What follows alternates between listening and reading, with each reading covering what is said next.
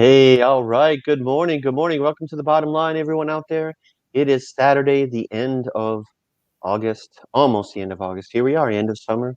How you doing, Bria? Doing good this morning. Thanks for joining me on air this morning. Our illustrious leader, Mars, is in Texas, and he lost power last night. He was going to be on with us this morning. He's on a bit of a vacation at South Padre Island in Texas there with his wife Cheryl, but his power went out, so he is kind of without connectivity. I think his power did go on, but he has been up since 2 a.m., so he's gonna be sleeping right now. So if you're out there and you're viewing this later, Lamar, um, we're thinking of you. Relax, get some good Yep. respite in, and we'll see you next time. Yep. Enjoy the beach.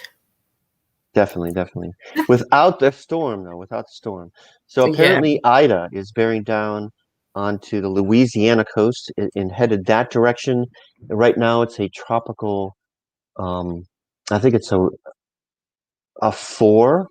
Yeah, it's pretty bad. So that is pretty big. So hopefully, it will lose strength before it does actually hit the coast. Um, it's supposed to be tomorrow. It's a category four. I hope that it is going to die down and be okay. But it's You supposed to know, be hitting New Orleans area mhm. uh, the, and also Mississippi, Alabama, the coast there. So the northern Gulf Coast there. I'm trying to see hurricane. I think tomorrow is the anniversary of Hurricane Katrina. So let me take A a bit. That's a bit ominous, and I think it. I think you're right. I think tomorrow it. is August 29th, Yep. and Katrina hit between August 23rd and August 31st. So it was Okay. going on during this time. And right now they're saying that it's too late for an evacuation of New Orleans. So I'm really just praying for everyone there, hoping that they can just find safety and that this doesn't get as bad as they're predicting it to be. It looks like it's going to be pretty bad. So Um, if you are out there and you are in the path of the storm, please be safe. Please abide by the guidelines and don't try to be the hero. I used to have an uncle that was a Marine, and he lived in Galveston. And he when he first moved down there, the first hurricane that they went through, he said, "Oh, I'm not going anywhere." Well, then after a week without power and being stranded in your home, after that, he said, "Yeah, from now on, we're going to follow the guidelines." So, yeah. you live and learn. So, But I'm looking too. So I look at this other article and it says that just to go back, August 29th is the day that Hurricane the Katrina levees broke. hit New Orleans. Okay. Yeah. That's So, so crazy, right? and now What are that the odds? it's going to be on the day of, which is tomorrow, the 29th, that it will hit New Orleans. So we hope everyone there in New Orleans is okay. I like New Orleans. I've been there a few times, and it's one of my favorite cities in the United States. And so I hope that nothing bad happens there. It's a good place. I'm hoping. I'm So hoping. good morning to Greg. Good Good morning morning. Good to you morning. out there. And I hope that you and your week have been good and your summer has been good. Um, so there's lots to talk about this week. Some of this was going on last week, but we have more of the same. Here we have probably the biggest news, of course, is the attack in Kabul. That just a few days ago, a bomb went off, a suicide bomber from ISIS-K, which, to be honest, I didn't know of their existence until now, until this incident. So apparently now they're thrust into the world stage. People definitely know who they are now. Tragic. 13 silver service members, United States troops, service members killed in action, and then dozens of over 100 now um, Afghanis, locals who have been slaughtered in this disaster. Um, these people, the more I read about them, the more um, horrific it is. And the more I hear about them, targeting women in hospitals and maternity wards. And It's just really evil stuff. Um, the blame game is people pointing fingers at each other. Um, that it's Biden's fault, that it's Trump's fault. I don't think that you can really assign blame in this case. We, Thing is, for a few reasons, but go ahead. this whole thing has just been really chaotic. And just seeing that news really just broke my heart, along with all of the other, just keeping up with all the other news this week. Just people trying to get out of Kabul right now. There were women. There's a journalist in New York, and she's working with some of the women in Kabul, trying to get them onto planes to get out of there. And this one of the women she was assisting left her a message, and it was on CNN last week. It just broke my heart because she lost her child. Like Wow. she lost her child in the bustle of trying to get to. So she found her child, and they ended up going back. And I don't know if they ever made it back. But then seeing this attack, it's just like, wow, it's just really only getting worse. And I just, this is terrible. This is terrible. Another thing, so I see that the U.S. did follow up with an airstrike. Yep. Yeah. So in Afghanistan, and let's see, where did the airstrike go? I'm on the website right now. Yeah, Biden made it explicitly clear that he was Mhm. going to retaliate. He was going to make them pay, that we would not forget and not forgive either. So, pretty The harsh airstrike was words. in Nangarhar.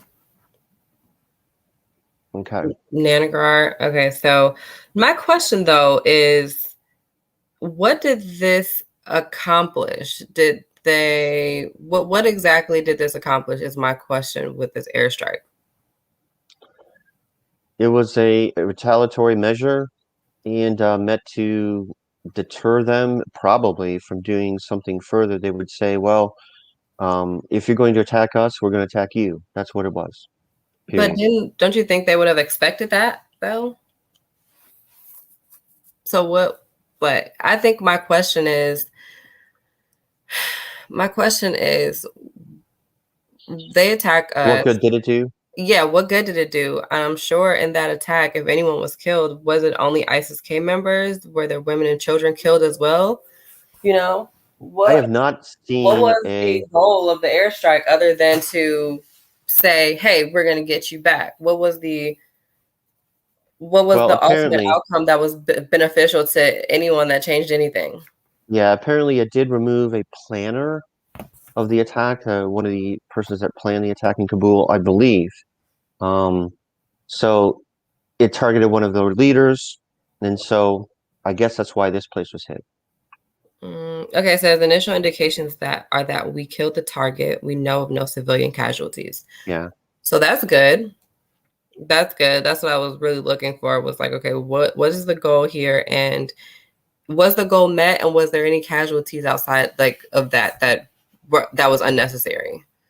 Well, I And don't know. Yeah. okay, yeah, Greg said it removed a bomb maker and planner, solo kill on a personal level. Okay, I can live. I mean, I really can't live with any kind of death. Well, I don't know if we'll see more attacks against Please. ISIS-K or if there'll be another terrorist attack. I think we could expect one.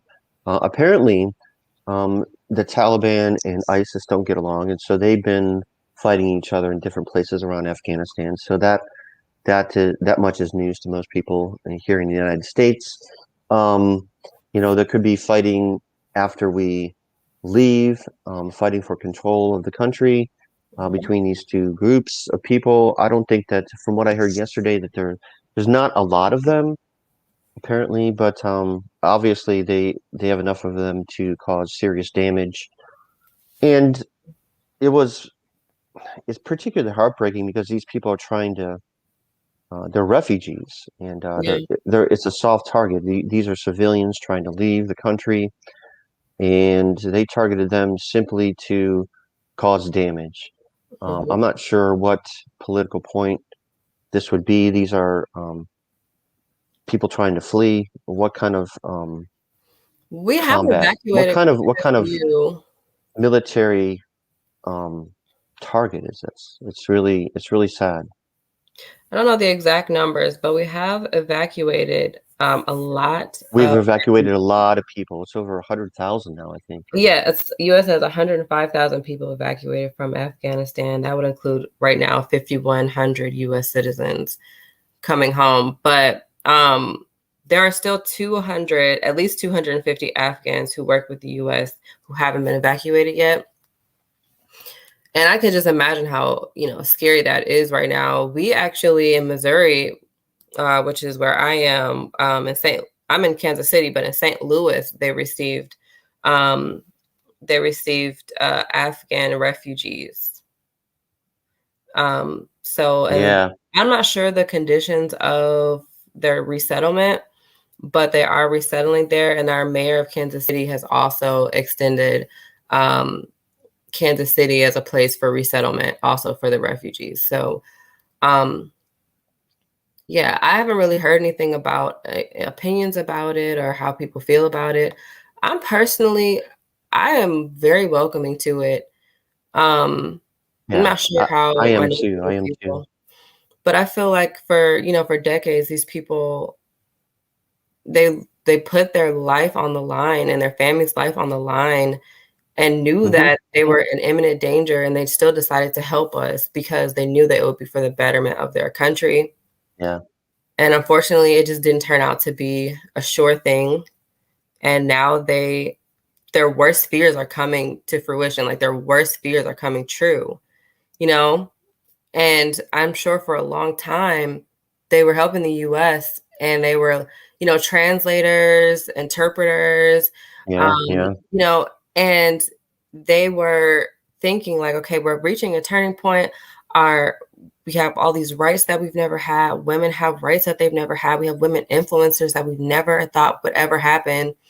And boom, here we are. And Yeah. it's just like all of it's been kind of just snatched away.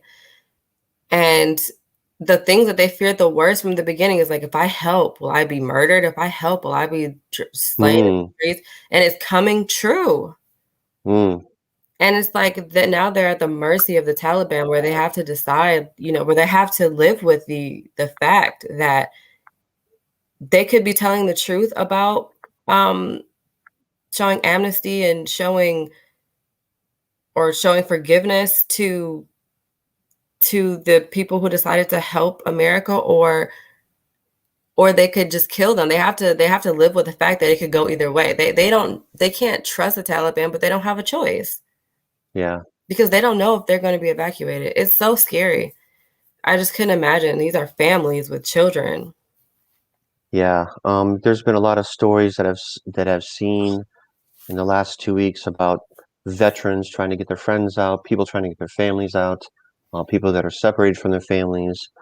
There was that I'm not sure what happened to this baby, but I saw a picture of a baby being picked up that was being lifted onto uh, a plane. I mean, I can't imagine somebody doing that, but The baby was the a newborn baby, and mm, and I'm sure the baby was evacuated and the parent couldn't go, wow, you wow. know?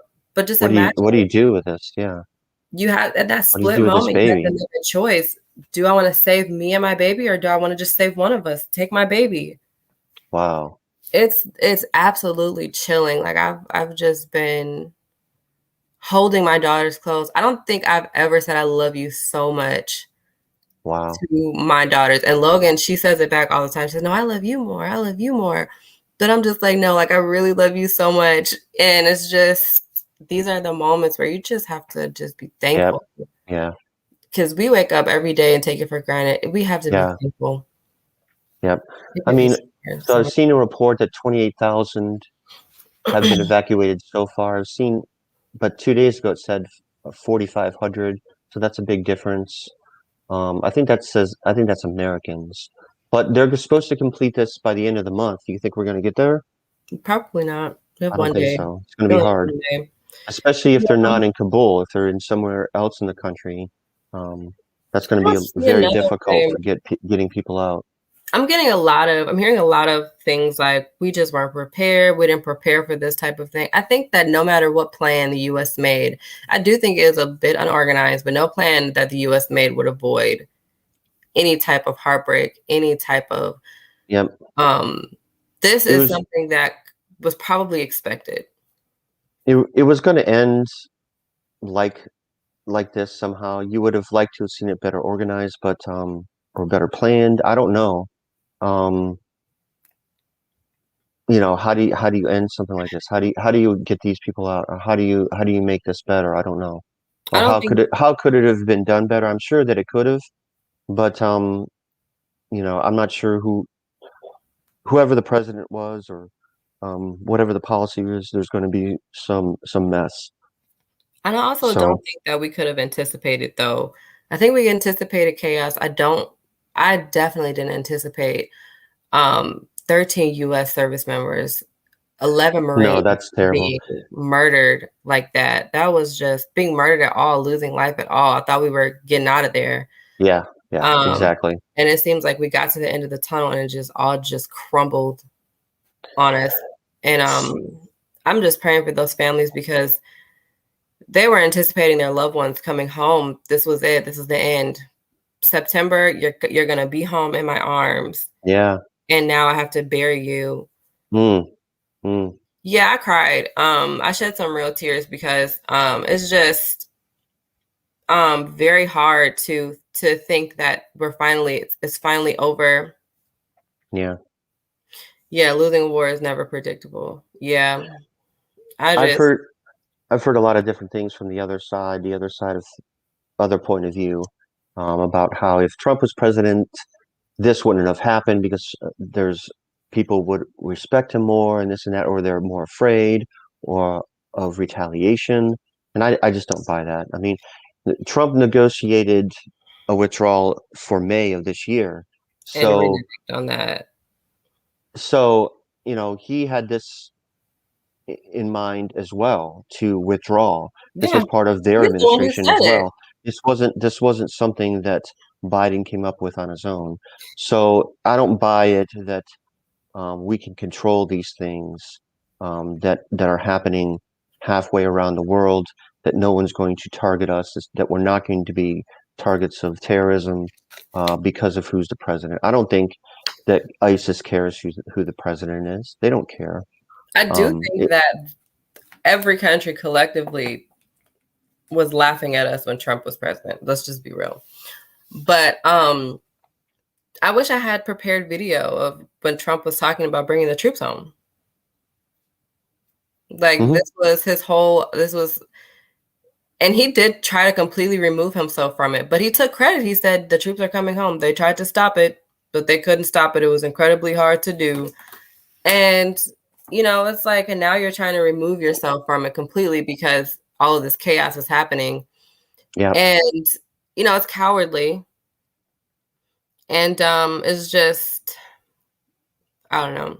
It's very cowardly because he knows that he had a hand in this. This is not just a Biden effort. But furthermore, I don't understand why this is all being blamed on either Trump or Biden when you had multiple administrations prior to who had a hand in who the We Taliban are. had in Afghanistan, we made them. I So don't understand. yeah, So when we think about war and lives lost and um when we think about this and we're blaming it on one president, I don't understand how we got here. Like, how did we get to blaming Biden for all that's going on when we're trying to bring troops home? We're trying to bring refugees out of Afghanistan that helped us. And you know what else I'm hearing? I'm hearing a lot of uneducated, ignorant people saying, I'll stop for this. I am shocked there was only one attack so far. Trump's deal was to be out by May. Attacks would be held off until then. Hmm. I don't know, maybe. Yeah. I was thinking at first I was thinking who could have done it. I wasn't thinking ISIS at all.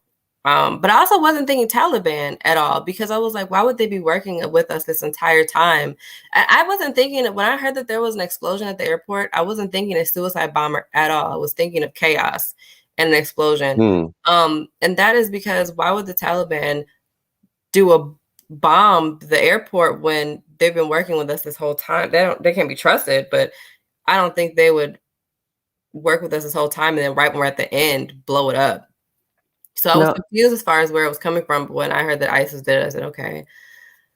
I Um, don't I don't think that Biden is without blame in some cases um, about I this whole don't. thing.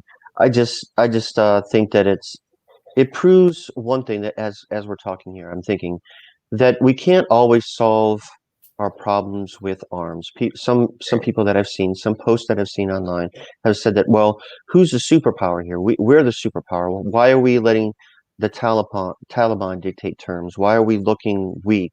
Um, why can't we take control of the situation? I said, well, for 20 years we've been trying this. We've been trying to take control of the situation with planes and bombs and troops. Um, and look where it's gotten us. We can't always solve our problems and the world's problems with arms. I think the We most can't. embarrassing thing too is like seeing all of those Taliban soldiers with American arms. Yep. So now that they have our supplies there, our guns, our bullets, Our um, Hummers, yep, people. jeeps, planes, even I don't know. Are there planes left behind? Sorry, I don't know if we they can have fly them, but supplied them with all they need to continue their takeover, and I don't trust a word that they say about women's rights. no, I don't trust them at all. And there's been some stories about that, and we shouldn't trust them at all. Their record is non-trustworthy. Mm-hmm. They have been terrible, brutal, oppressive. There's reports that they have been executing people, but Mm-hmm. say that, oh, we are different now. We're The going to allow. comedian that they executed, Yeah. they let me get that Did story you up. see that story up? Yeah. Did you That see that sent story? it. That was sad. Hmm. Yeah, I mean, What's the point? What's the purpose of that? I mean, what you know that it's going to just you know that the story's going to get out. So I don't know if they Nazar simply Muhammad expected Kash. it, simply expected a celebrity to disappear and nobody's going to notice, Yeah. or I mean, I don't understand. So he's an Afghan comedian. His name was Nazar Muhammad Kasha, and he was a popular police officer too. Was he not he was a police officer too? I didn't read that part actually. I Okay, didn't see that well he he was a was. police officer. Maybe that's why they were mad at him partly. It's on the Washington Post. Okay. Um, he was crammed into a back seat between two gunmen and asked about circumstances of his abduction. Um, and I guess so I know that he was executed for making jokes and mocking as Yes. a man. And I mean, mm, so Kasha was killed last week, but the newly released videos of him being struck have ignited wide condemnation across Afghanistan, drawing outrage at the brazen attack on this Kandahar police officer, often described as a Okay. comedian whose goofball charm was popular on social media. So he was a Wow, comedian. Okay. that's really, and that right there tells you all that you need to know. Hmm. Because if they would murder a comedian, someone who was a social influencer on social media in Afghanistan, how can people who help the United States, how can they at all feel like they're safe? They actually aided the United States in multiple operations, and now how can they Yeah. be sure that this won't happen to them? They're not doing anything to back up their claims that there will be amnesty and that they are going to be peaceful. Yeah. Yeah. Nothing is telling me that that's true. But let's see here.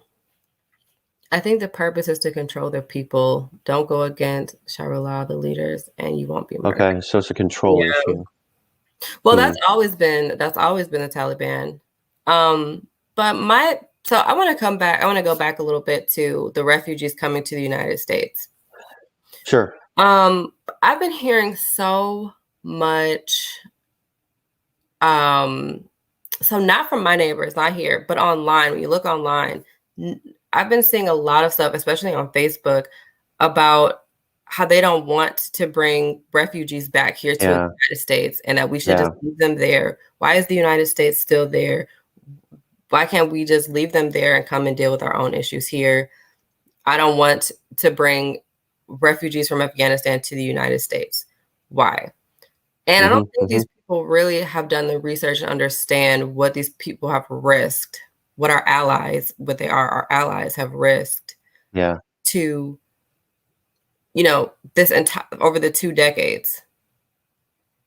I'm like, how can you, if think How about can we just abandon them? Yeah. exactly, that is exactly what it is. How can you make a promise and then go back on your promise? What is that? First off, like let's just look at it from in the bigger picture. What does that look like to other countries who are Exactly. representing the United Other States? countries are watching. So What?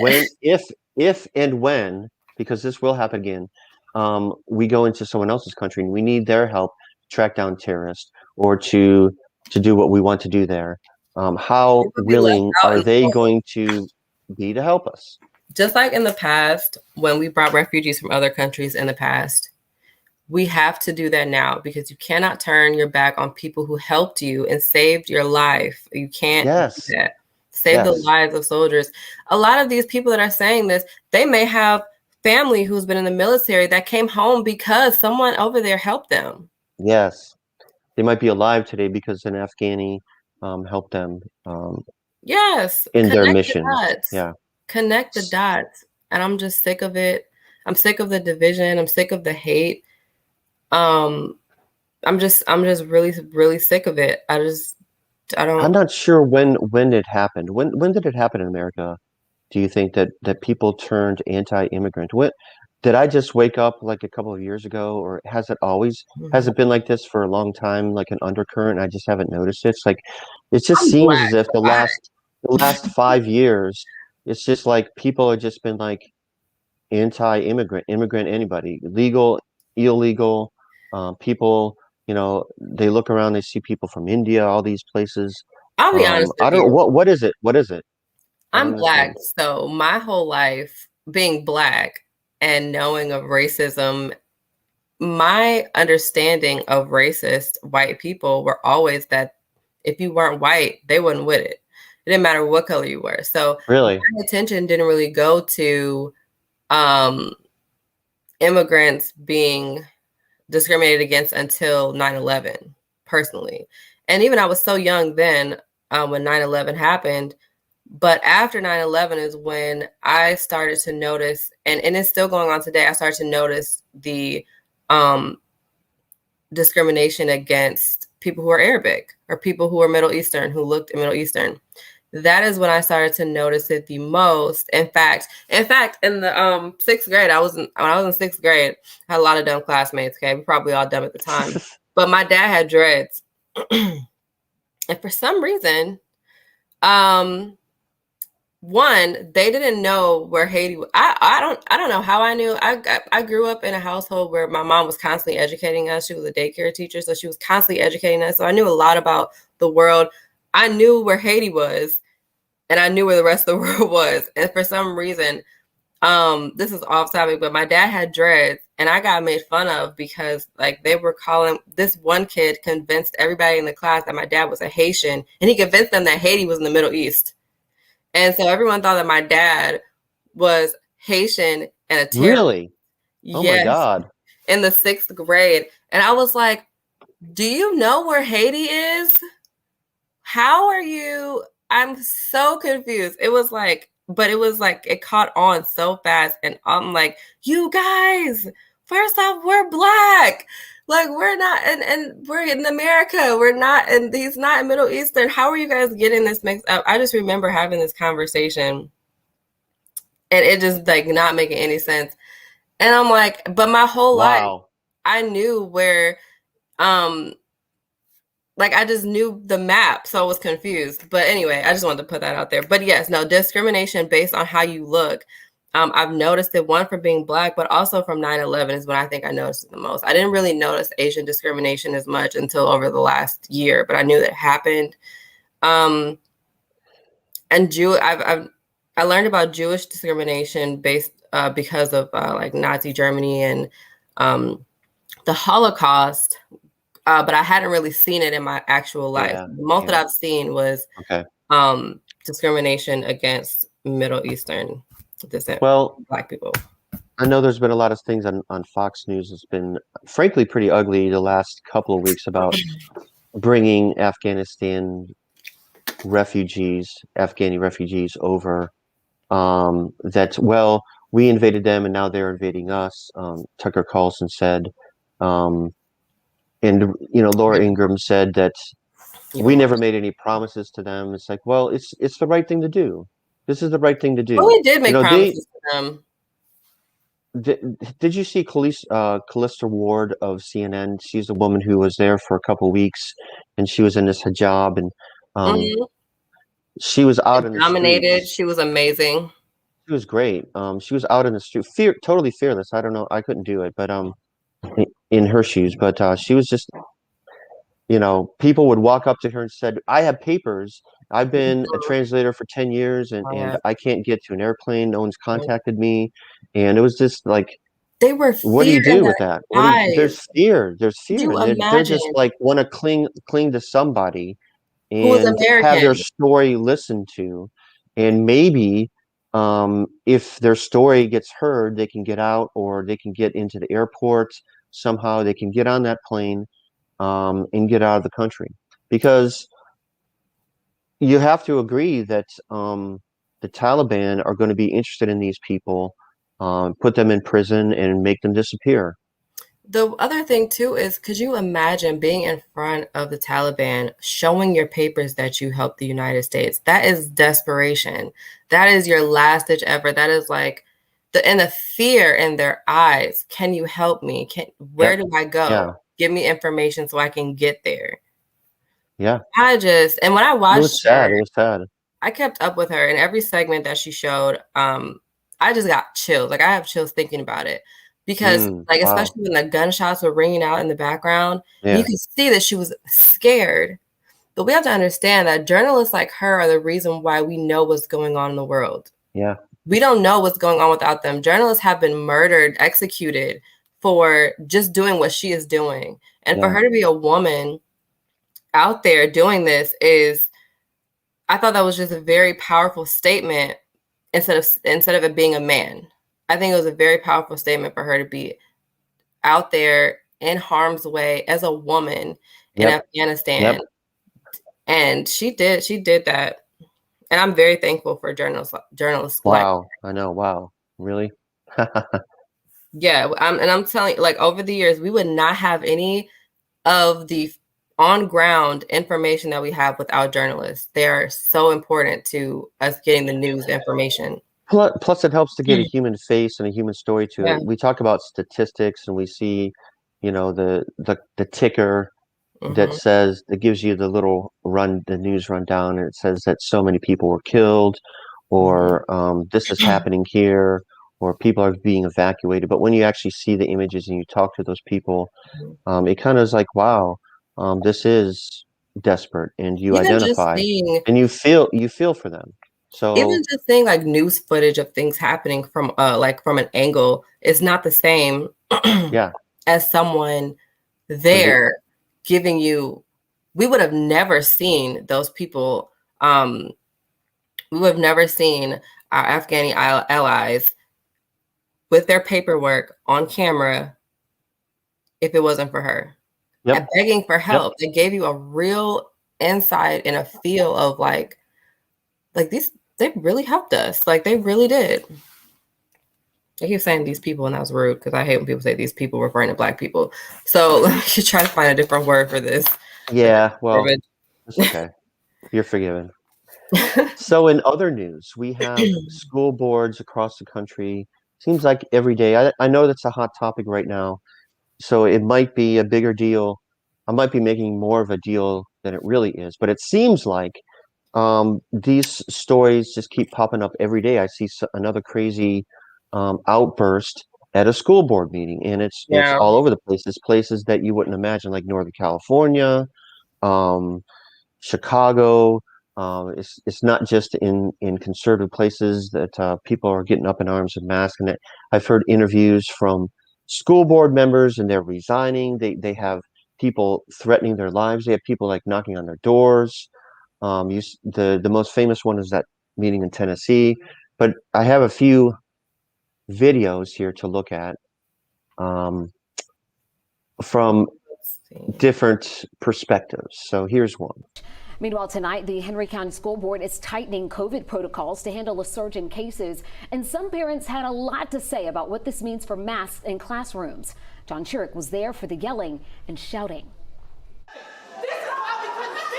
A shouting match over masks. Parents on both sides of the mask debate, here to speak their minds to the Henry County School Board. But Henry County School Superintendent suddenly canceled the in-person public hearing because the school board had just reinstated tight indoor COVID safety restrictions.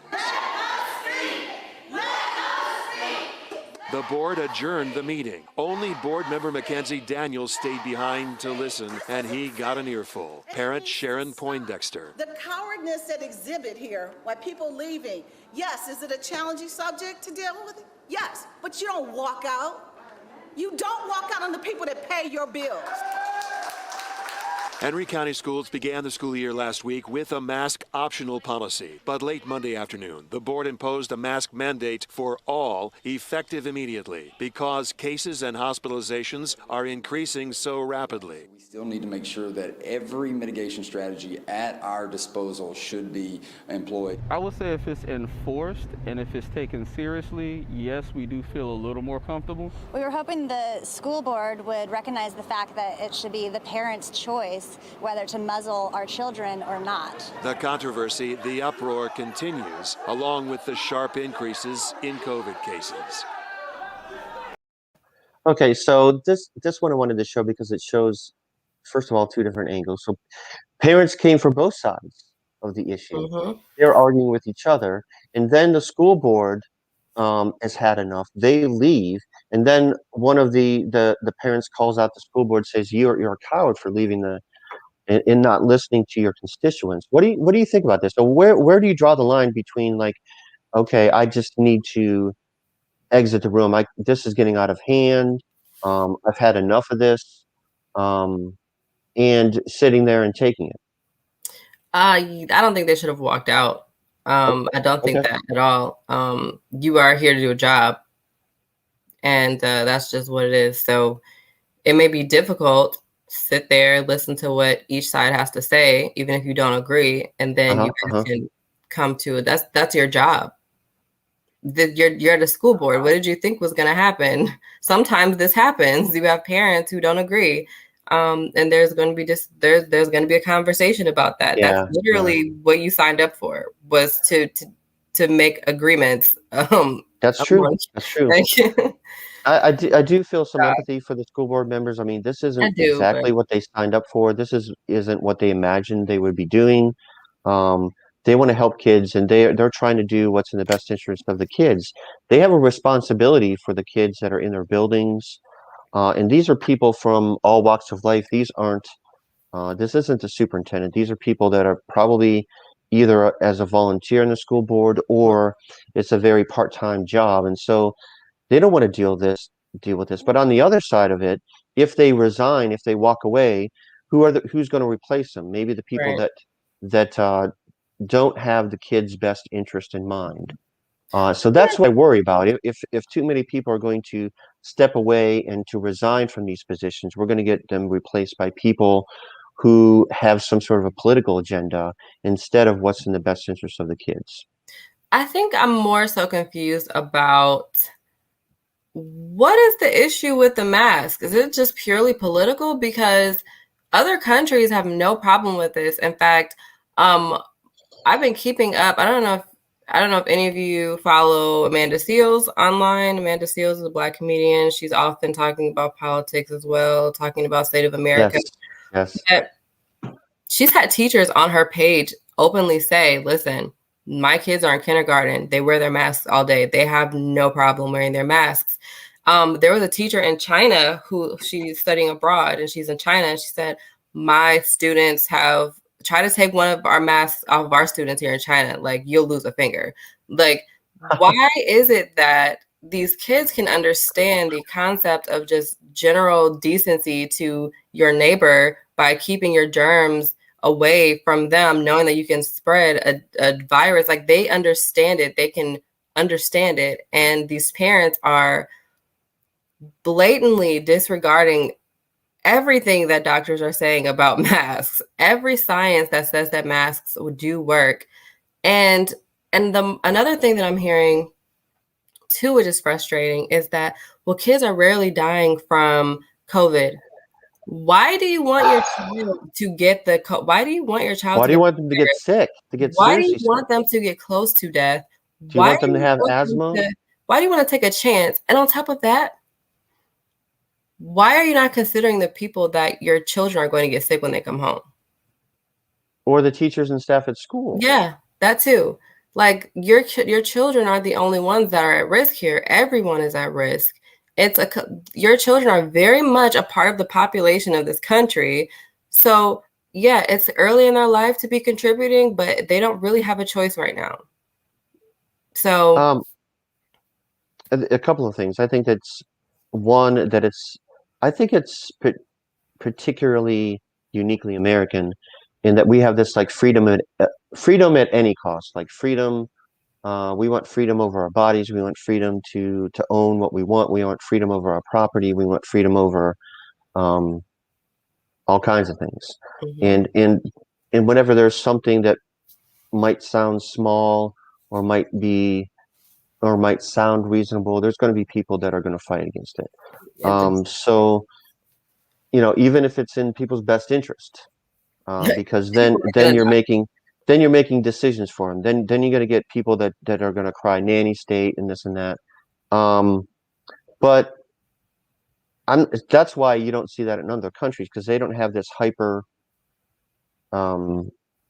ideal of like, we are free, Mhm. That's what I think. Now, some of those things do exist in other countries. I've seen that there was a protest in Australia. There was a protest in Canada, I think this last week.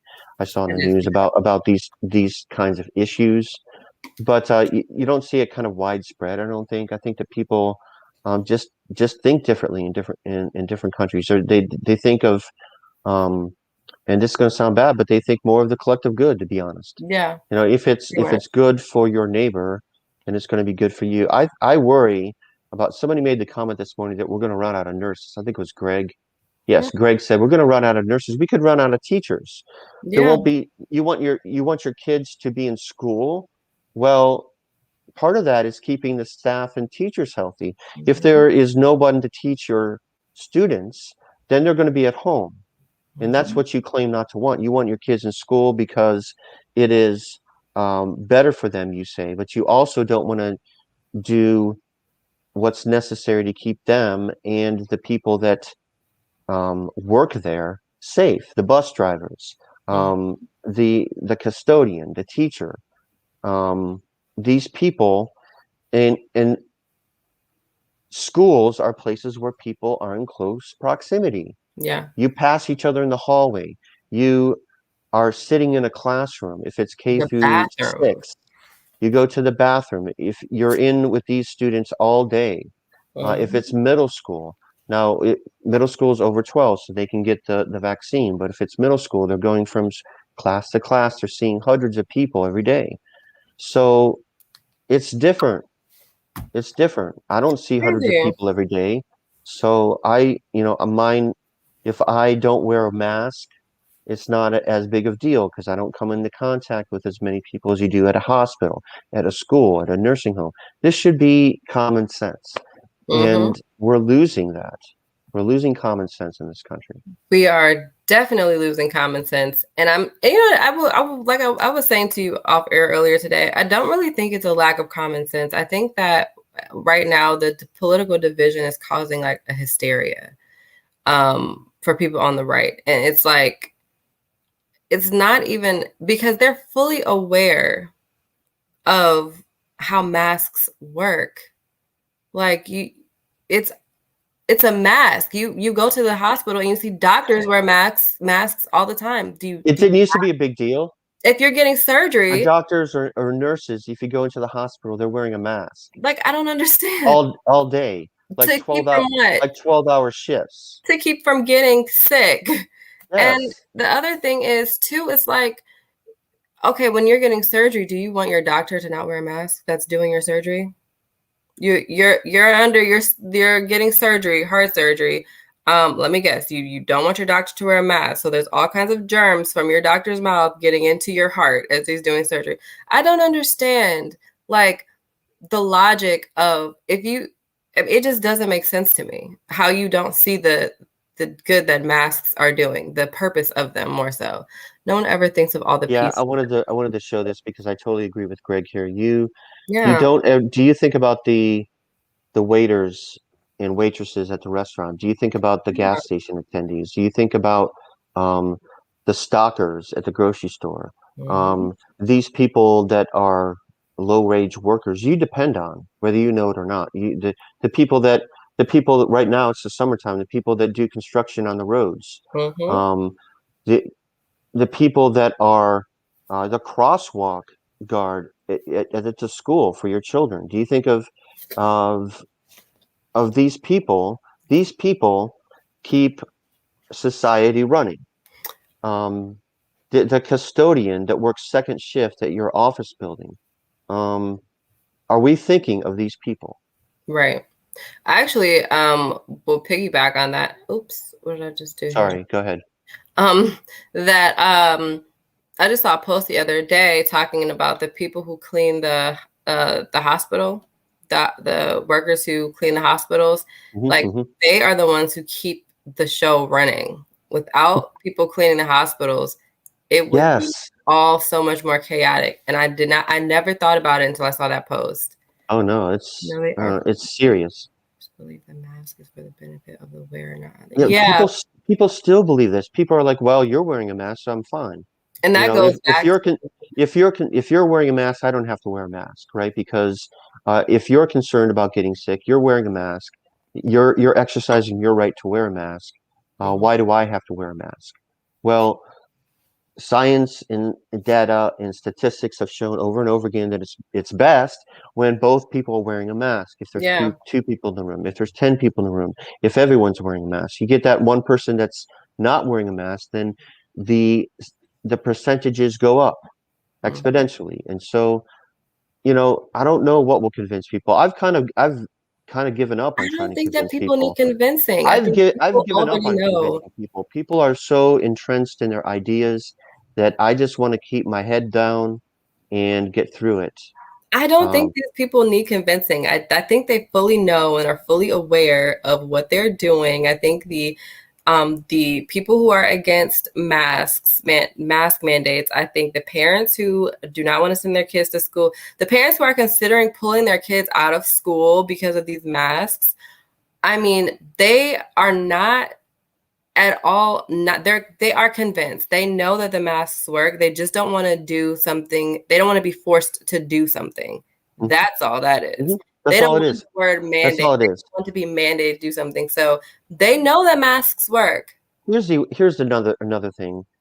I would prefer a mandate because, in my observation, when you say that it is optional, when you say that even when you say, like our school district said, highly recommended, that was in the communication before school started, that it's highly recommended that you wear a mask. That you keep yourself safe. Do you know percentage of people that are actually going to follow that? 10%, 10% around here, 10% maybe. If you say that we strongly encourage you to wear a mask, what that means is that you're going to get about 10% of people that wear a mask. If you say everyone will wear a mask when you enter this building, if you're in charge of whatever organization or business, then you're going to get more like 90 to 100%. People are going to follow So suit, that's or just they're just not going to come. that's just, I don't know what it's like around there for you. I don't know what it's like around No there one for over here people, wears a mask. for people out there. But if you say that it's required, then you're going to get compliance. And so that's why people pass mandates, is because they will get results that way. Because if you don't, then people aren't going to do it. Not enough people are going to do it. Yeah. I'm like, Well, I have a few other videos. I just want to show this one who's on the opposite side of things. This guy in Texas, of all places, decided to start to strip down at a school board I'm James meeting. Akers. I'm a 15-year resident of Dripping Springs. I've put 3 kids through Dripping Springs. I have 1 more in high school right now. I'm here to say that I do not like government or any other entity, just ask my wife, telling me what to do.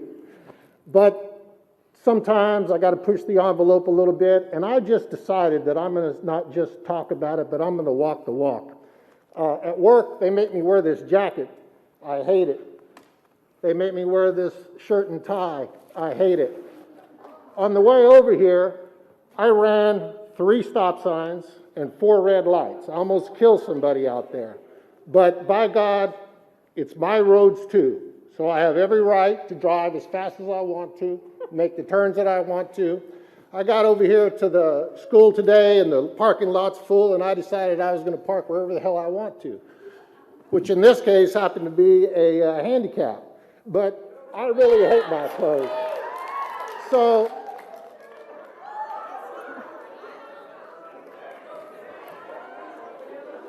it's simple protocol, people. We follow certain rules. We follow certain rules for a very good reason.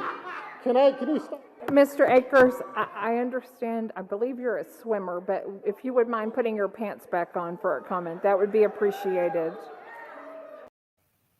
Okay, there you go. So he actually took his shirt off and then he took his pants off. So he's standing there in his underwear. So he made his point that we have rules that might seem,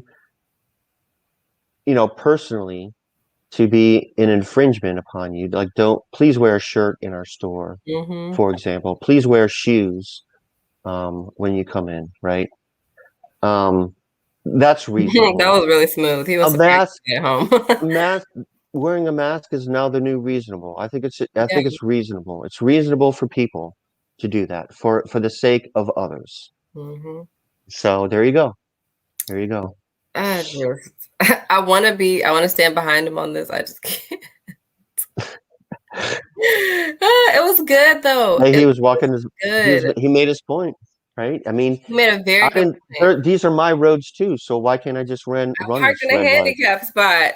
He really and he gave really good examples as everyday things that we do. We go into a parking lot. If we don't have a handicap sticker, we don't even look at that spot. We find the closest one next to it that doesn't have the handicap mark on it. Yeah, and nobody is screaming about that. The reason why we do that is because this is just going to us thinking about our neighbor, not just because we don't want the fine, but most of us think about somebody who's handicapped probably needs that space. Like, it's just a natural thought. So I don't understand why we can't apply the same logic to wearing masks. I mean, I think the same logic. I think a good example might be seatbelts, because that's something that if you are by yourself in your car, the government is saying that it's mandatory for you to wear a seatbelt. If there was no rules with that, people wouldn't do it, and more people would die in cars. I don't think you were on the I think you were stepped away from the show last week when I made that point with Dad. And I was saying, like, we know that seatbelts are uncomfortable. We get in the car, I was saying, like, if you've ever dropped something and you try to reach down and you have that seatbelt on, you get caught in the throat. you don't really say, I hate the seatbelt. You're just like, dang, I wish I would have moved a little slower. Seatbelts are so uncomfortable, but we just automatically do it. And Dad was talking about a time where there was a lot of opposition to seatbelts. And I do remember seeing articles. I was in a social problems class, and that was one of our one of our topics was the seatbelt debate. But the thing is, today we understand, and it's not even for the betterment of anyone else. I mean, yeah, we could fly out of the car and hit someone else, but I don't think that's going to happen. It's really to keep ourselves safe. Keep yourself safe. But we just do it. We get in the car, we take our seatbelts, and we just do it. And no one is opposed to it.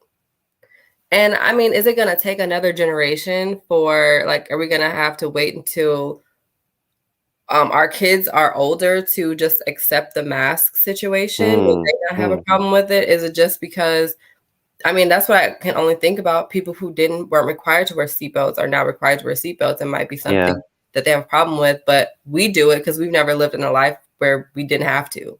Yeah. So, I mean, I guess we did. I have another example for you, and I wanted to include this because I wanted your opinion on what this man was saying here. So here's another school board meeting, but on a different topic. This is critical race theory. We haven't heard that in a few weeks. It's been a few weeks. Right? So sick of it. I've heard it actually from Candace Owens. I'm sorry to bring it up to you again. Sick of her. So sick. So here is a dad at another school board meeting talking about CRT. Okay. I am the direct descendant of the North American slave trade. On my mother's side, my ancestors were enslaved in Alabama. On my father's side, we were enslaved in Texas. I am not oppressed. I'm not oppressed, and I'm not a victim. I'm neither oppressed nor a victim. I travel all across this country of ours. And I check into hotels, and I fly commercially, and I walk into retail establishments, and I order food in restaurants. I go wherever I want, whenever I want. I am treated with kindness, dignity, and respect, literally from coast to coast. I have 3 children. They are not oppressed either, although they are victims. I've taught my children they are victims of 3 things: their own ignorance, their own laziness, and their own poor decision making. That is all. My children, we are not victims of America. We are not victims of some unseen 190-year-old force that kind of floats around in the ether. Putting critical race theory into our classrooms is taking our nation in the wrong direction. Racism in America would by and large be dead today if it were not for certain people and institutions keeping it on life support. And sadly, very sadly, one of those institutions is the American education system. I can think of nothing more damaging to a society than to tell a baby born today that she has grievances against another baby born today simply because of what their ancestors may have done 2 centuries ago. There is simply no point in doing that to our children, and putting critical race theory into our classrooms in part does that. Putting critical race theory into our classrooms is not combating racism, it's fanning the flames of what little embers are left. I encourage you to support this resolution. Let racism die the death it deserves, and let's keep living the life of the country that we are. Thank you. Okay, so where just start with this? Do you want to go first? I would love to. First off, I want to say that look at, and I'm not trying to be offensive to anyone that's white, but look at all of these white people. Notice how fast they stood up. They're like, oh, yeah. This man is a token if I've ever seen one. And let me tell you why. They depend on, and I'm not going to say they, I'm talking about people who are supporting this crazy tirade of like just mania over this issue that's not even an issue. It's absolutely crazy. They depend on ignorant people like this, and it's even better when there's an ignorant person who's Black. So let's go over what critical race theory is, because if you get a Black person who's ignorant and spewing this stuff, it's like, see, we told you, even Black people don't think that critical race theory is right. Critical race theory is a body of legal scholarship and an academic movement of U.S. civil rights scholars and activists who seek to critically examine the intersection of race and U.S. law and to challenge mainstream America liberal approaches to racial justice. People, this is not being taught. I don't understand how many times and how many different ways. Maybe we should try a different language of how to say this. Critical race theory is not being taught in schools. If your child's being taught anything about racism in school, it's probably accurate history about racism in America, which doesn't intersect. It doesn't know. Of course, it intersects, but it's not being taught as critical race theory to your child. The average person doesn't even understand critical race theory if you've not studied it. This person that's speaking is not speaking about critical race theory. His interactions with people across this country, his interactions in the restaurants, his interactions in stores, his interactions and whatever he's talking about is not critical race theory. Okay? It's not critical race theory. So I don't understand why this is. The people who get up here and talk about critical race theory have no idea what it is. Yep. They haven't, you can tell this man has not studied it. He doesn't even know what it is. If you ask him what it is, he can't tell you what it is. Because if he could, then he wouldn't be mentioning anything about his kids and working hard and doing anything. Because I'm telling you, the hard work is the hardest working scholar of critical race theory, of not critical race theory. The hardest working scholar, went to Harvard, whatever, has faced some sort of racial oppression. I don't care if this man doesn't think he's faced it. He's faced it in some way or another and just doesn't recognize it. I wanted to say about it. Yeah, go ahead. Go. Literally, critical race theory has nothing to do with your experience as an individual person in this country. Yep. It's everything to do with the systems of this country. And it's really directly dealing with the laws in this country. And I don't really understand why this is a conversation still. Why would I just don't? It doesn't even make sense to me. Well, I'm sorry to resurrect it, but I saw this this morning, and I thought that it would be. I thought it was interesting because of who it's coming from, and not to bring out the specter of critical race theory once again. But no, it's okay. But I mean, I think for me, the first thing that comes to mind when I listen to this is that just because this hasn't been your experience in life doesn't mean that it's not other people's, and it doesn't even mean that it's not the majority of other people who share your skin color. So just because you feel as if you're not oppressed and that you have been treated fairly in life does not mean that other people have been. And so you can't stand up and say, well, I've made it in life, I've never had a problem, therefore it's a non-issue, is totally ignorant. Now, he sounds smart.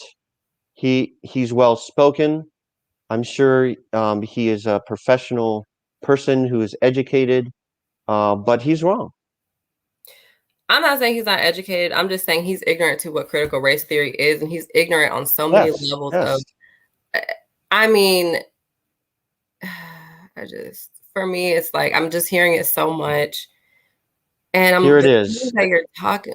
Okay, go ahead. People think if I can find one Black person to say what I want you to think, then you should listen to them. Yeah, I agree with.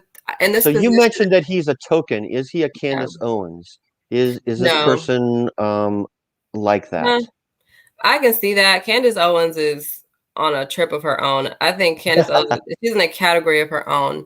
I do think that her battery is powered by white opinion, and I think that she knows that if she were to ever admit that racism exists and to admit that because we know that racism exists. I mean, it's not just us saying like, oh, that's racist or you're racist. It's literally the videos that you see of people being racist. Okay, like literally being racist. There are cities today that are considered so extremely racist, Black people don't want to live there. Do you think because by talking about racism, it actually makes it worse? Well, what this man is saying. Are we keeping it on life support? Would it just go away naturally? No, and the reason why, but that's what he's saying. the reason why racism wouldn't go away naturally is because, one, if we want to apply critical race theory here, we can, because our systems in our country we do have systemic racism in this country. That's why all of our jails in this country are packed with Black people. Okay. That is why you have tons of Black people, let's talk about it, serving jail for crimes that they didn't do. Yep. Let's even go as far to say this is why there are tons of lynching crimes that happened and they're not at all being prosecuted when some of those people are still alive. Like, none of those were considered crimes. The United States justice system has always been pitted against Black people because let's even talk about the conception of police in this country was slave catchers. We know that for a fact. So when we talk about systemic racism and the law and how race intersects with the law, keep going. Mm-hmm. This is exactly what that's how critical race theory came about. It came about off of critical theory, which we won't really go into, but it is a reality. Like, it is a real thing with the systems of this country, and for it to be denied, for people to deny that we have systemic racism when this country was literally built from slavery. Literally. There would be no America without slavery. There would be no cotton literally built this country. The monuments of Washington, D.C. were built by slaves. Yeah. So literally the objects that are symbolic of this country were built by slaves. For free. And I don't even want to get into reparations. For free.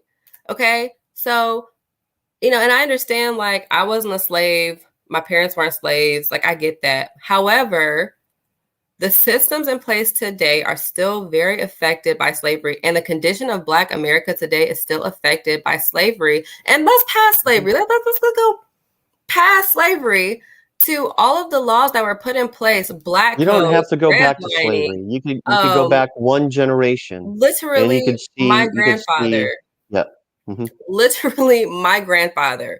Literally, your grandparents. Literally. They lived in a very segregated, racist world. So how do you just say, this critical race theory topic is just used so they can take all talks of race and controversial subjects out of the classroom. When in reality, this is how we raise decent humans, okay? You are making your classmates you need to be adding to the curriculum. Add Asian discrimination to the Asian hate crimes and discrimination to the curriculum. Add these things to the curriculum so that students can understand how to treat each other. You're asking your school system to take away. You're asking them to take away subjects and lessons that will teach your child how to be a decent person in this country. Makes no sense to me whatsoever that you wouldn't want your kid to know about slavery. You wouldn't want your white kid to know that your Black kid may have had relatives that were enslaved by their relatives at some point in time. I just want the truth to be in the taught South, and not ignored. In Texas, and you're from Texas. You are born, bred in Texas, or even Missouri. In Missouri, I'm in Missouri, a slave state, y'all. Missouri. You don't want your kids to know that it's possible. Let's not bring that into it's possible they're relatives, but literally, that is, and it's critical race theory. No, I don't think it should be taught in schools, and it's not being taught in schools. Yeah, I totally agree with you. I mean, to go back to what you said initially, this isn't about critical race theory, even though the banner says CRT. It's about basically teaching history and accurately teaching history in classrooms around America. Just real quickly, how do you address an issue without discussing it? Racism is very real, needs reckoned with. So there is a thought pattern that I have noticed in regards to racism, or in regards to a lot of things, and it's usually by people who look like me, who simply believe that if you ignore something, it will go away, it will become a non-issue if you don't focus on it because it's negative, and you just don't want to think about it. Somehow it'll just go away. Somehow we can all just get along. And that's not true. We need to be the opposite of that. If we want to improve ourselves, if we want to move ahead as a society, if we want to be better in the future, if we want to learn from our lessons, we have to learn accurately the past, period. I agree with that completely. Thank you. And we have to deal with it. Yes, it was 150 years ago. Yes, the civil rights uh, movement in the 60s was 60 years ago, going on 60 years ago. But we need to talk about it because we never move on in this country. We don't When move you on look quick at enough. We 6 don't move years on in ago, this it's country. so We need to recent. move on in this country, and we don't. We don't move on. We The don't thing move on is quick enough in this country. that we definitely need to move on. I agree. We need to focus on moving towards the future while, like you said, also recognizing the past so that we don't repeat it again. And I don't think slavery will be repeated, but I think that, Or what happened to the Native Americans? We don't talk about that in history yeah, class at all. it's That's ridiculous. glossed. That is completely glossed over. Completely glossed The over. only thing we might talk about is when who was the guy in Dakotas who was I have a mental block. It's not Sherman. That was in the Civil War. Who was the guy that Let me look it up. made his last stand? Custard. We might talk about Custard's last stand I've never heard that. because Custer, he lost. He was the guy who Oh, was the the Battle victim. of Little Bighorn. Yes. So we talk Mhm. about that, right? Because he's a white guy. He lost. He was a victim. He was a patriot.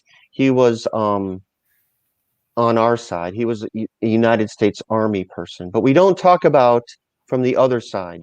We don't talk about the Trail of Tears. We don't talk about how systematically we pushed them west. We took away their land. We killed them. We put them in schools.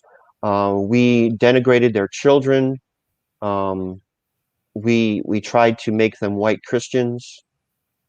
I'm sorry, but go ahead. No, that's all on point. You're absolutely right. And when you look at the history books today, a lot of it is rewritten. A lot of it is a lot of fluff, a lot of stuff to make it just be appetizing and easy to digest for our kids. And I don't necessarily think that we should be doing that. I think that we should balance out the teaching of white history, Native American history, Black history throughout the entire year. I remember being in school and learning about the same Black history, the same people on Black History Month every year, but we only talked about Black history for like 1 week out of February. You know, and in Cleveland schools, it was more concentrated. But when I got to Shaker, Brush, we did Black history for like 1 week. And then I think Shaker has Sankofa. But I feel like it's just a lot of the stuff needs to just be taught accurately. Even when we get down to like, let's just even go as far as say, like when we learn about George Washington, we learned that he had wooden teeth. Why are we learning about George Washington's teeth? But why are we learning a lie about George Washington's teeth? I don't know.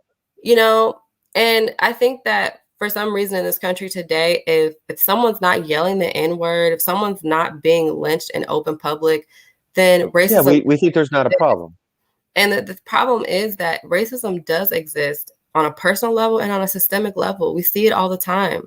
Mm-hmm. I mean, we see it literally all the time, every day. Fair housing, our hospitals and our corporations, bank loans, everything. So when like you can just look at, like you said, bank loans, you can just look at the if you look at each city and you look at the inner city and the ghettos and the hoods of each city, and you're seeing all of the people of color in one part of the city, and you're seeing all of the white people on the other, like that's clear. That's a clear line of indicating racism right there. And it's just like, that's true. That they don't want the truth to be told. And some Black people too, like this guy in this video.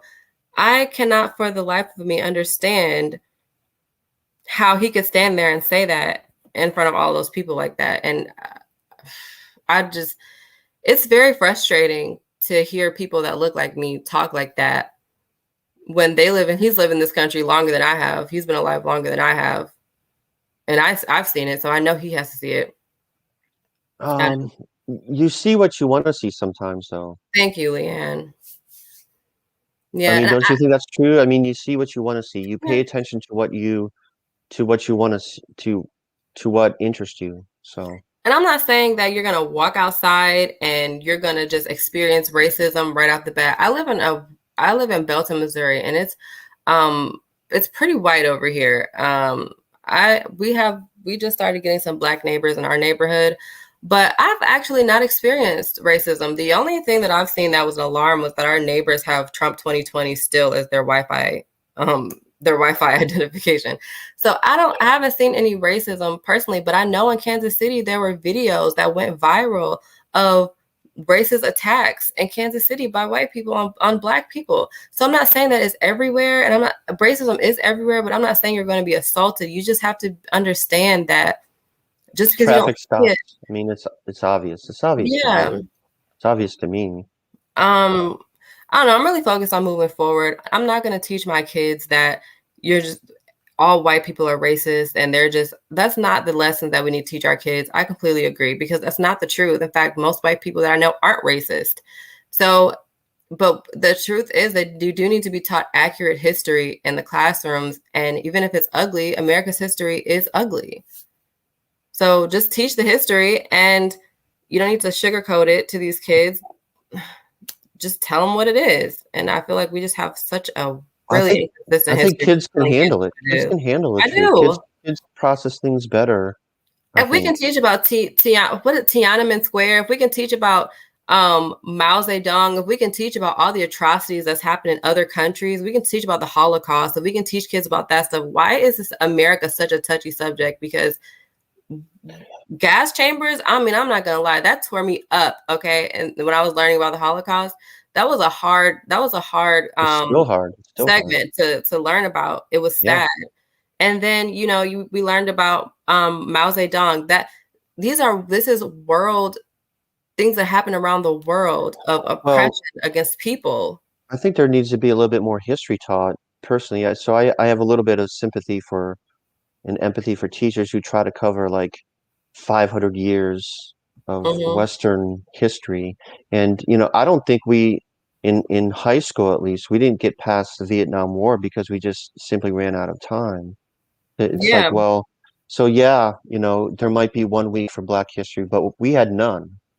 Right. I'll tell you that right off the bat, none. And I liked history. I took more history than I needed to in high school. So I took honors American history. I took AP American history in 10th grade. We didn't cover these controversial things. You would think that if you're going to focus on American history, then give us all of American history, the good, bad, and the ugly, the in between. Give us it all. And we didn't cover things that were controversial. Yeah. We didn't cover Brown versus Board of Education. I didn't even know what that was until after I was an adult. People said Brown versus Board. I was like, what's that?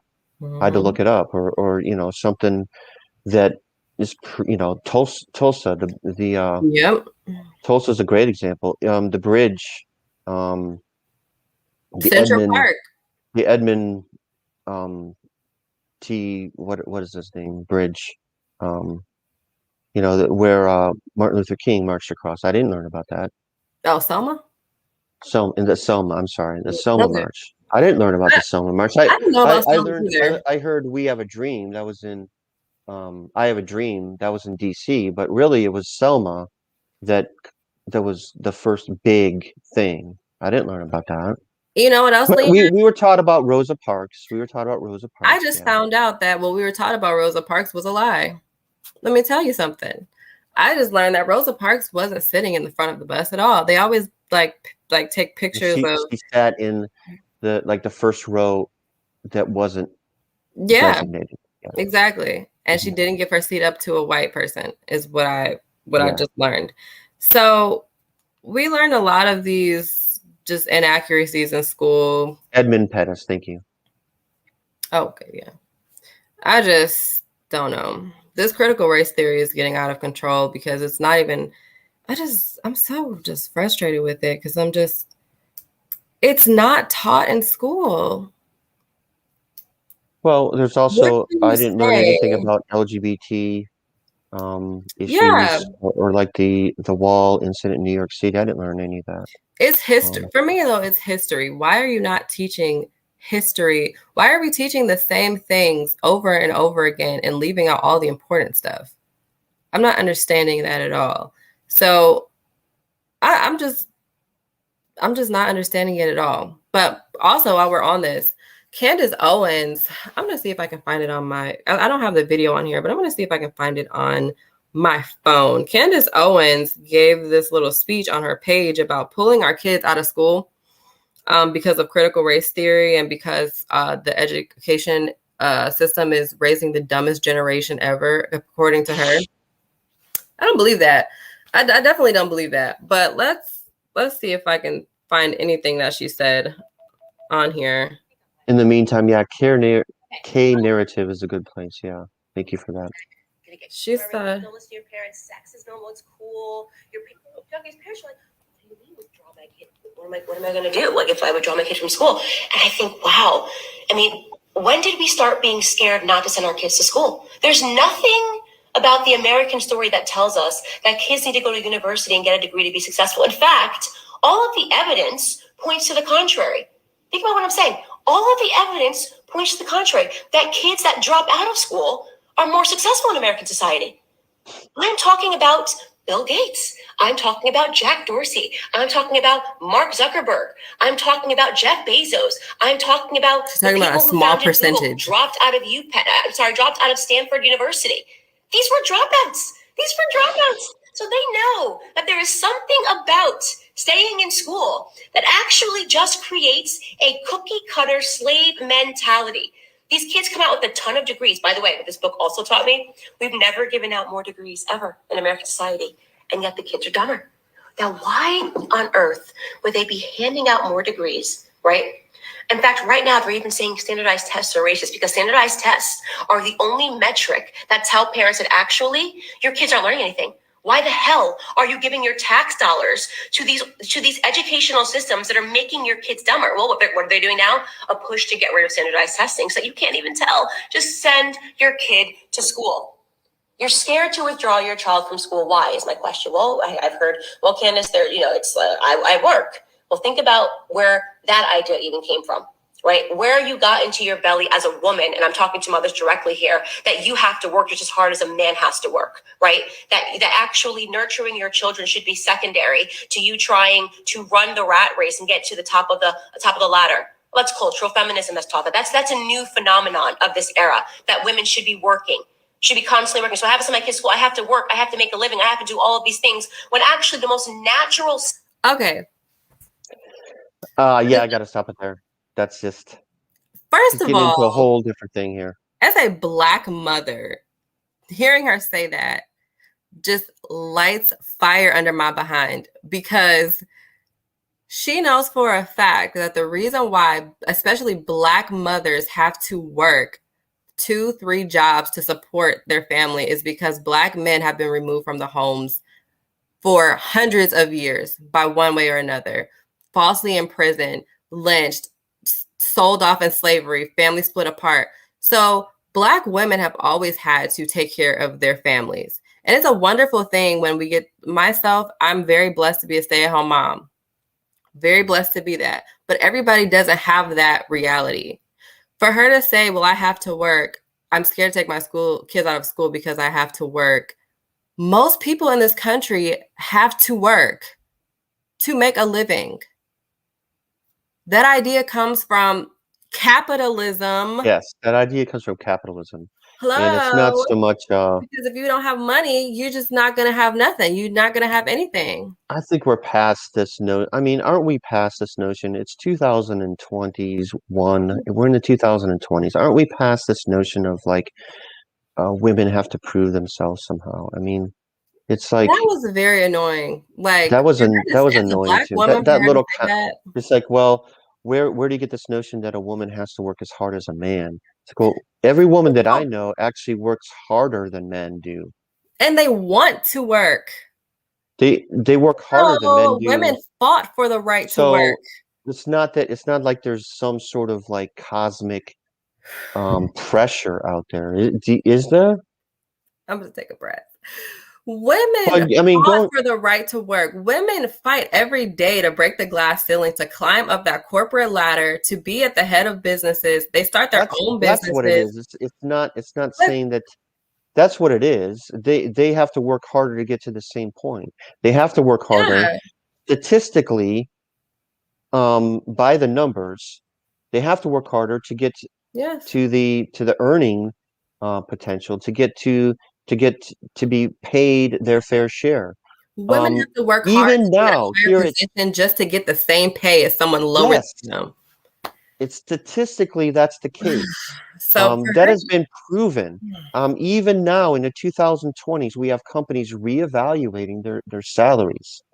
And there's been people, more than a few women, that all of a sudden get a big boost in their pay.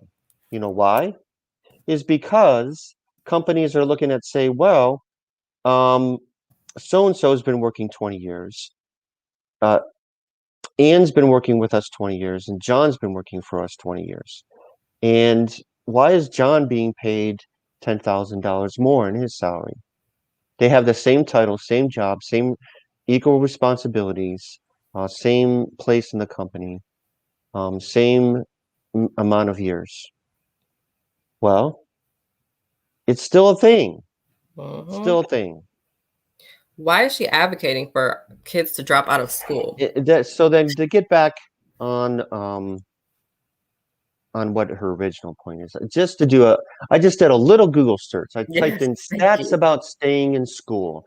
So this is specifically about high school diplomas. We know, first of all, I know for a fact that a college diploma has a vastly superior earning potential in life than over a high school diploma, even still today. But this is just for high school diplomas. So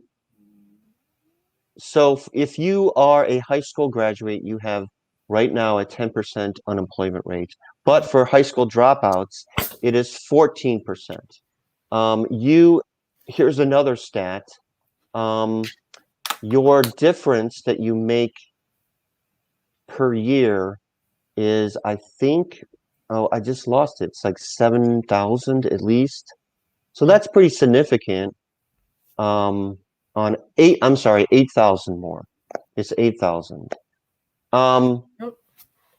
More and more jobs are requiring at least a high school diploma. Dropouts are 8 times as likely to commit crimes. Why? Is because they don't have the job opportunities. So they need That's what why. they So need, they and so they take commit what they need. crimes. My thing with this So, too, yes, there is exactly as you said, you can always find examples. The reason why Bill Gates and Mark Zuckerberg and whoever else she mentioned is because they could. It's because they were that good, or they had that original of an idea or that they they had could do financial that. means They to could do it. afford to drop out of school Seriously. and pursue this dream of theirs, be it Amazon or Microsoft or Apple, because Steve Jobs also dropped out of college. They were brilliant people. They could do that. She's in like the top 8% of people, 2%, whatever. So yes, you could find examples, but it's Well, they're in the exactly going back to that man at the school board. It's like there's always exceptions. Like, well, I haven't experienced racism. Yeah. Well, here's this guy who doesn't have a college degree, and he's the richest man in the world. So therefore, everyone should pull their kids out of school. Diplomas are worthless. She was referring to ignorant. That's once again sounding like you're intelligent, but really you're not. Like, it was just painful listening to that video. But she also said somewhere in that video that she was talking about college majors. They're inventing college majors so that kids can come out of school and not make anything, like gender studies majors and things like that. What she doesn't understand is that, what about the student loan aspect, graduating with tens of thousands in debt? I wanted to address that, piggybacking your gender studies, but yes, this is true, Jeff, and this is why I say that even statistics about college graduates now like within the last 10 years, are not going to have the kind of life that my parents had, who graduated with a bachelor's degree from Kent State University. They had a pretty good life, a pretty stable and comfortable life. Now, college tuition is much more expensive than it was 2 generations ago, vastly different. So therefore, the It's gonna go student up. loans are an issue because you do start with a big saddle on your back. However, there is still, statistically speaking, a vastly different earning potential. But And yeah, that is a problem though. If to you are go going to be going to college and getting a ton of loans, then that is a problem. to go off of that, I will say this before we hit our bottom line, is that when you go to college, before you go to college, I don't feel like this is expressed enough. There needs to be an education plan. If you're gonna go to school for gender, I'm sorry. I don't know how to turn this. Sorry. If you're going to go on to go to school for gender studies, there needs to be a plan. Most likely you're going to need to go to graduate school, which means you are going to incur more debt. But if you're going to graduate school and say you're going to get your master's and whatever, and then you're going to get your PhD, then you could be hired as a professor, or you could be a psychologist or a psychiatrist or something like that, or you can teach on gender studies. You're making over $100,000. You're making close to $200,000 at that point. So, well, I'm not yeah, sure about that, but yeah, also, potentially, yes. also take advantage of your resources. If you say you major in gender studies, you get out of school and you can't find the job that you want, but you do find a job. Find a job that will pay for your master's degree. Find a job that has a union, join a union and have them pay for your master's degree. The resources are not being accurately given to kids these days going to college. They're not. It's just not happening. But that is the reality. You can go to college, and then I have a cousin right now. She's getting her doctorate in education right now, right? Her job is paying for that now. She works in education, so I'm not mistaken, her loans are being forgiven. So before you go to college, make a plan. My husband's an engineer. He mapped out all of this. He has his master's, he has his MBA as well. He mapped this out before. He has minimal college debt. There's a way to do it. If you have to work yourself through college, do it. I understand that, you want to go to college and get the experience, but as parents too, we need to be giving our kids the options. Don't just send your kid off to college. Give them options. Sit down, make a plan so that they can have a minimum debt. Okay, I understand that the college loans it's ridiculous. It's like sharks. Like as soon as kids graduate from high school, they're like blood in the water and sharks are coming to get them. But there is an opportunity there to minimize that debt. Absolutely. I know people paying their way through law school, literally paying their own way through law school. Yeah. I know people who have gone to school, had a crazy amount of, they knew their student debt was going to be super high. They worked, saved up all that money, rice and beans, paid off their student loans. It's possible.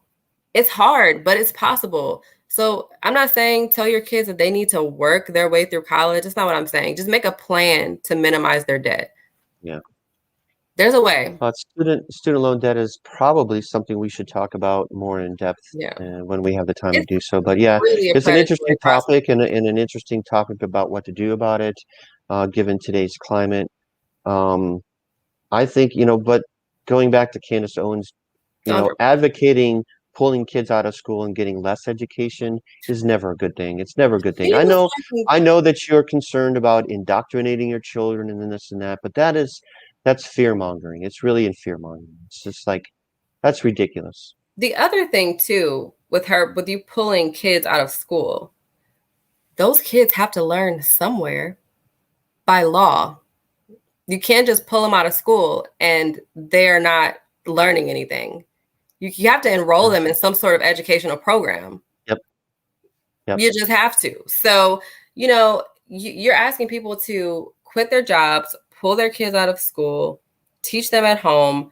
Some of these people aren't equipped for that. They don't have the education level to do that. I mean, why would I teach my kids when you could have somebody that went to college for history and is teaching them history, for music, for English, for math?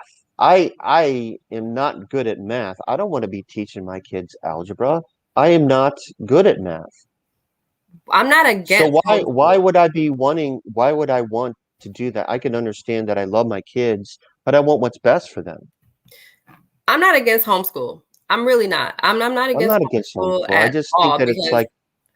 But I'm against you taking your kids out of school so that they're not learning what you want them to learn, or they're not learning. You think they're being taught critical race theory. Guess what? When you enroll your child into whatever program you're doing at home, they're learning what they learned in school. This is something we should talk more about as well. The whole homeschooling aspect is very interesting to me. I think that I can understand parents kind of like wanting a hand in their education. This is why we have PTO and PTA meetings. Now they call it PTO. I don't know why they call it PTO instead of PTA, but at any rate, this is why you had those. Yeah. Because teachers and parents can work together. You can know what's going on in the classroom. You could show up in the classroom. You could volunteer for your kid's classroom. You could be a part of any. They're not going to say no to you. Like, I want to be involved in the school. They're going to welcome you with open arms. They're going to say, great. They're not going to kick you out of the classroom. They want your help. I was in my kid's kindergarten class, okay, sitting there right with the students, so they will invite you to be in sports boosters and music boosters. They will be glad to have your input. Yeah. So they will sit down and talk with you about your child, to work with them, because they're going to have guess what? They're going to have homework that you could sit down and right next to them and see what they're doing for homework. So it's not like you don't have. It's not like you have no say in what happens and what your children are going to learn. I will say this. I would say that I think you might be doing your child a disservice if you're going to homeschool them for 12 years and then they're expected to go out into the world and interact with people. And so they're going to get a full-time job, leave your house, get an apartment, and work with people who are different than them, who learned different things than them, from different families with different values. They have to know how to navigate in a world that is. They need to be exposed to something. You need to be exposed to things. But it's like you have to have this helicopter thing. You have to control your kids. It does them a disservice. Yeah. There are co-ops and things like that, like where you can do group studies on certain days of the week so that your child has interaction with other people. That's definitely an option. Yes, this is what Jeff is saying, that your kids have a socialization skills. Yeah, I totally agree. Yeah. Being a part of a team or a music group is very, very good for them. Yep, it's good for growth. But one thing I will say too, I know we keep saying one thing, but one thing I will say is this. She talks about standardized testing and how it's showing that kids are getting dumber. You taking your kid out of school to teach them at home when you have no expertise in any of the subjects that you're teaching, unless you do, maybe one, not all of them. Do you think that you're making your child smarter, or do you think that you're making your child less? They're not going to be as educated or even on the same level of education when they finally do go to college, if you are teaching them all of these subjects yourself. I will say that my aunt homeschooled both of her kids for a portion of time, and both of her kids are really smart, but they were exposed to actual teachers. They were exposed to experts in subjects they were being taught. One of them ended up going to high school, and they both go to college. They're both in college and they're both fine. So if you're going to do it the right way, but don't do it based on your don't take your kid out of school for a political reason. Doesn't make sense to me. Take your kid out of school because you genuinely want to dedicate the time. Because I can tell you right now, for a political reason, you can take your kid out of school, but I guarantee you won't be as dedicated to homeschooling them. You're going to want to send them back to school. Definitely. But yeah, bottom line, I don't know. What's your bottom line for today, Darren? What is my bottom line? I don't know. Oh my goodness. Well, first of all, thank you for Jeff and for Leanne and Greg for joining us today and commenting. Thank you all of you out there for listening, supporting the show. If you have not already, please subscribe to our YouTube channel. I keep saying that I want to do shorter, like little snippets shows during the week, like 5-minute, 20-minute things during the week. We should talk about more education things. We did an education segment a year ago. Not a year ago. It was, I don't know when it was. We had teachers on. I think it might have been November-ish, I think. But to talk about actual education, because I think we were talking about COVID issues, to talk about standardized testing, homeschooling, those kinds of things. Heck, we could talk about student loans and the value of college nowadays. But anyways, so thank you for all those. What's my bottom line? Geez.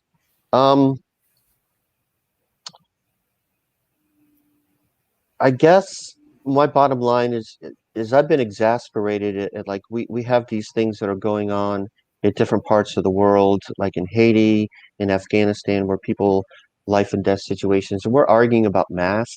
It just seems so petty.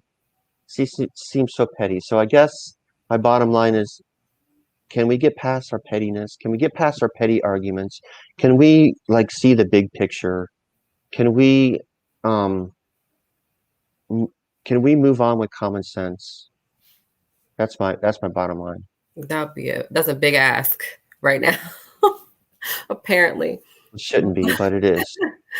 My bottom line is, first of all, I would love to have Leanne come on the show to talk to her. Like I really enjoyed having you comment today and seeing your opinions. I love reading Greg's comments. I love reading Jeffrey's comments, but it's not often we get a woman commenting so much on the show, and it was really nice. But I would love to have her on the show to just talk to her and, get some of her views. But my bottom line is, specifically, I guess we can go back to this critical race theory thing and just do your research and just do your research. Understand what you are putting out into the world when you open your mouth. Just understand the information that's coming out of your mouth. Is it accurate? Did you parrot it from somewhere without verifying it? Make sure your information is correct, because especially when it comes to our kids' education, it really matters. We are shaping the next generation. What do we want that generation to look like? Yeah. Okay. All right. Yep.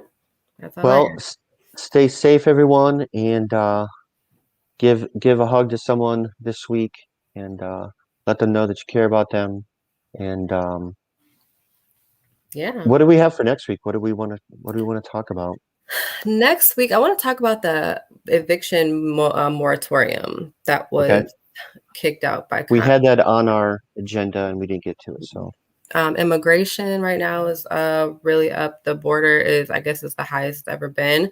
So with immigrants. So let's talk about that. And I think that's it. I'm sure we would want to cover Hurricane Ida next week. What happened with New Orleans? Hopefully not much happened, and there won't be much to talk about. So, and then I want to keep an update on Afghanistan. Stay updated with that, because even though that's going on right now in Afghanistan, it definitely affects us. And in the future, we're going to see how it affects our country. We are greatly. So, but I'm sure we'll have some other topics to add next week, and I look forward to it. I can't wait. All right. Take care, everyone. Bye. Be good to yourselves. Be good to others. Bye-bye. All right. See you later, Darren. I'm going to end it. I'm going to get the outro.